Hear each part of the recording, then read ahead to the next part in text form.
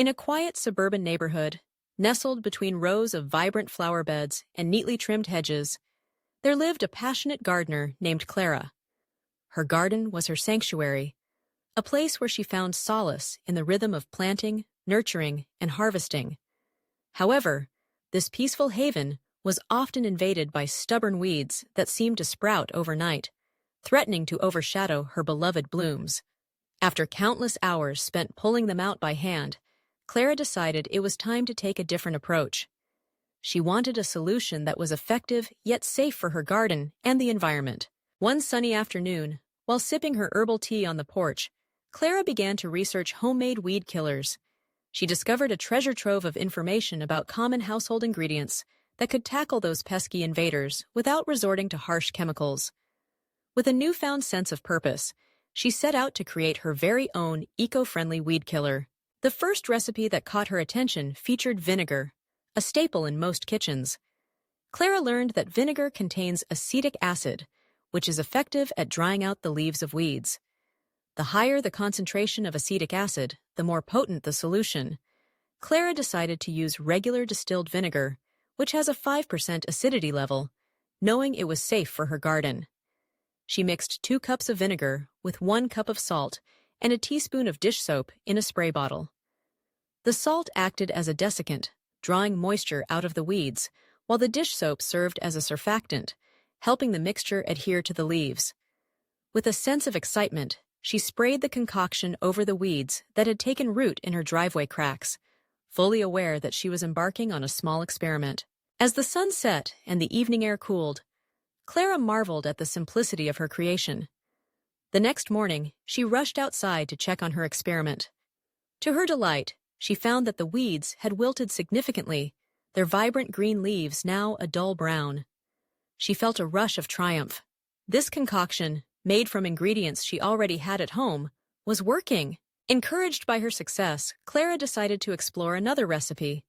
This time, she turned to salt as the primary ingredient. She learned that salt could be a formidable foe for weeds, especially when used in moderation. Clara combined 1 cup of salt with 2 cups of water and a teaspoon of dish soap, mixing it thoroughly until the salt dissolved. She carefully poured the solution into a spray bottle, ensuring she would only target the weeds and avoid her cherished flowers and vegetables. With each careful spray, she felt empowered, knowing she was taking control of her garden without harming the ecosystem. As the days passed, Clara began to notice the benefits of her homemade weed killers. Not only were the weeds disappearing, but she also felt a sense of pride in her eco-friendly approach. She had replaced potentially harmful commercial herbicides with simple, natural ingredients. Clara read about the dangers of chemical weed killers, which could seep into the soil and damage beneficial microorganisms. She felt relieved knowing that her garden was safe for her children and the local wildlife that often visited her yard. One evening, while tending to her garden, Clara's neighbor, Mrs. Thompson, stopped by. Mrs. Thompson had always struggled with weeds in her garden, often relying on chemical sprays that left her feeling uneasy. Clara excitedly shared her homemade recipes, explaining how each ingredient worked. Mrs. Thompson listened intently, her eyes widening with curiosity. Together, they mixed a batch of the vinegar and salt solution, and Clara invited her neighbor to join in the experiment. As they sprayed the mixture on the weeds that had taken over Mrs. Thompson's flower beds, they shared stories and laughter. The simple act of creating something together strengthened their bond, and Clara realized that her journey with homemade weed killers had become more than just a gardening project. It was a way to connect with her community. Weeks turned into months, and Clara's garden flourished. She found herself experimenting with different mixtures, always careful to adapt the recipes to suit her needs. One particularly sunny afternoon, she discovered a new ingredient that could enhance her weed killer: baking soda. Clara learned that baking soda could be used to target specific types of weeds, such as dandelions, by disrupting their cellular structure. She combined 1 tablespoon of baking soda with 2 cups of water and a teaspoon of dish soap, creating yet another effective weapon in her gardening arsenal.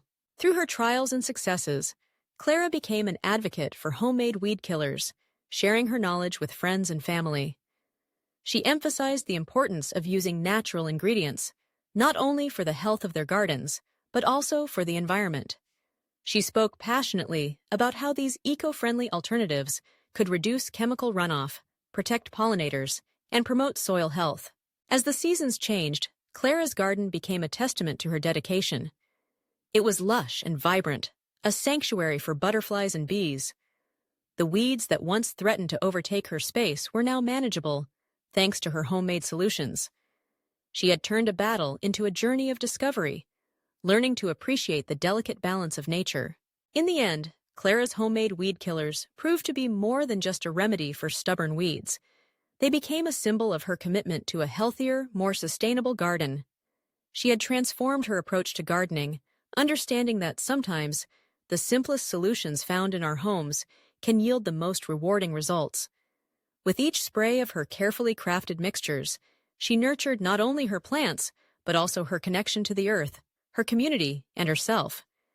Clara's garden thrived, and so did her spirit, flourishing in harmony with the world around her.